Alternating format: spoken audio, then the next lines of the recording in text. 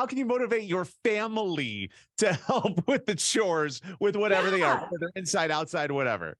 Well, it's really a team effort, right? And it is about having everyone feel incentivized to be a part of the team and valued. Mix 102.5, the best mix from the 90s to now. Big Pop in the afternoon. It's a Mental Wellness Wednesday with life coach Rebeccah Silence. Of course, online, RebeccahSilence.com. Rebeccah, how are you? I am so well. In Colorado, it is already summertime. We're out of school and summer has begun. So we're getting close to out of school here in central New York. Yes. And the weather has finally changed. I put my snow shovel away. But this actually leads me into this week's topic, chores. Oh, okay. If you're a parent, Yeah. how can you help motivate your kids to help?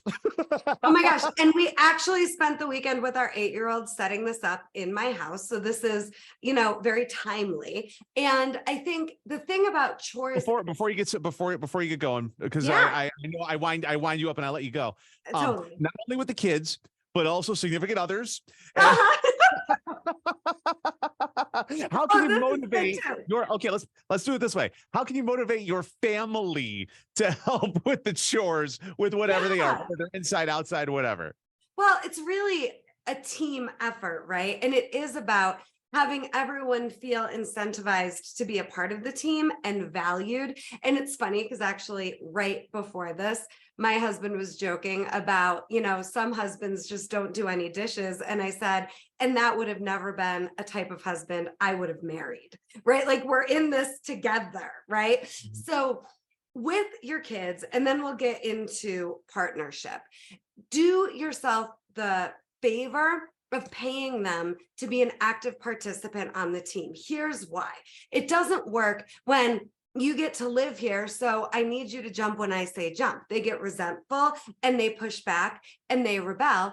And you're wanting to teach them about money, and you're wanting to teach them about the value of work, and you're wanting them to experience the gift of getting something for their work, not because we're in this culture of like everybody wins and everybody should be rewarded. And no, they actually can learn about how money works and how work works.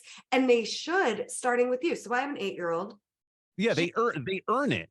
They earn it, and then they feel valued, and then they want to help and do more. So just for example, our 8-year-old, what we do is you get an allowance that's your age per week.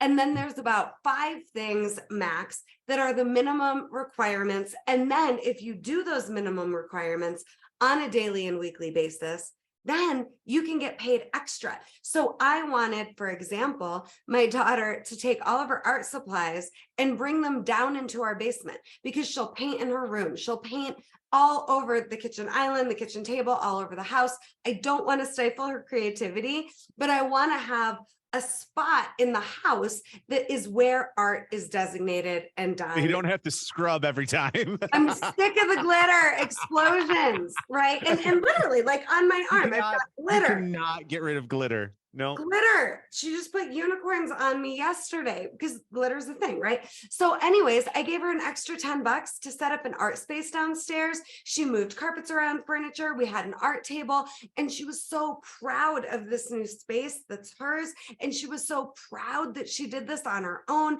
And she's so excited to create. And that was an extra $10 beyond the $8 of last week. So yesterday we go to the Little Mermaid. Guess who has $18 to spend at Claire's?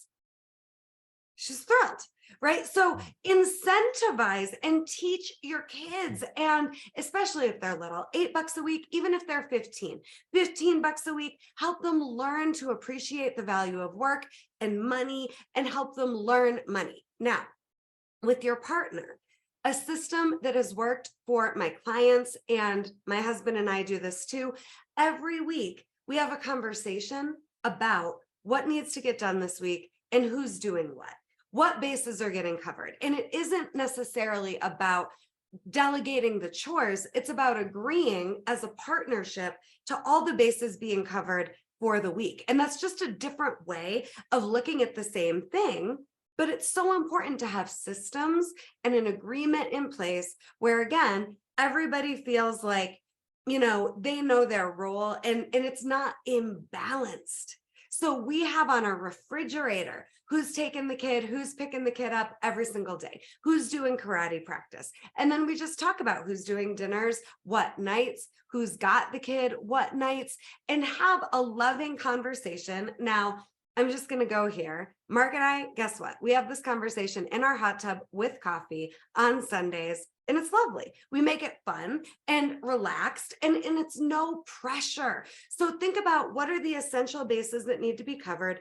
Quit keeping score. What I mean by that is you're going to drive a wedge between you and your partner when you're in that, here's all I've done, and here's all you've not done, and now I'm resentful. Just talk. What do you need? Ask for what you need. Ask for what's working, to continue, and ask for what's not working to be different. But here's the key. Don't just tell your partner where they're not measuring up and what you think the problems are. Offer solutions while you offer appreciation. It is game changing. And we don't miss a week. And I invite my clients and the couples I coach, don't miss a week of checking in and taking inventory of where we're at and what's needed, and set your week up to win. I literally thought that you were inviting your clients into the hot tub with you and your husband every Sunday morning. No. But I do invite them to do it their way, right? Because you miss a week, disconnection happens so fast. Absolutely. And this is something we don't talk about enough, right? If you're ever wondering why we were great, we were on top of the world, we were so close, we were connected. And what changed? It's been like 24 hours and now I feel like you're so far away. You don't want to miss a week of checking in and honoring and valuing and appreciating how your partner does show up. And don't blame them when you haven't asked for what you needed. I see it all the time in my couples coaching. People feel resentful of their partner, but they're not communicating. Communicate, but communicate in a way that's offering solutions, not just the problem. The book is called Coming Back to Life. It's available wherever you get your books. It is a Mental Wellness Wednesday with life coach Rebeccah Silence. To learn more about Rebeccah and all of the things that she has to offer, a lot of them are free. You just go to RebeccahSilence.com. Rebeccah, as always, thank you so much. We'll talk to you next week. Bye, everyone. Thank you.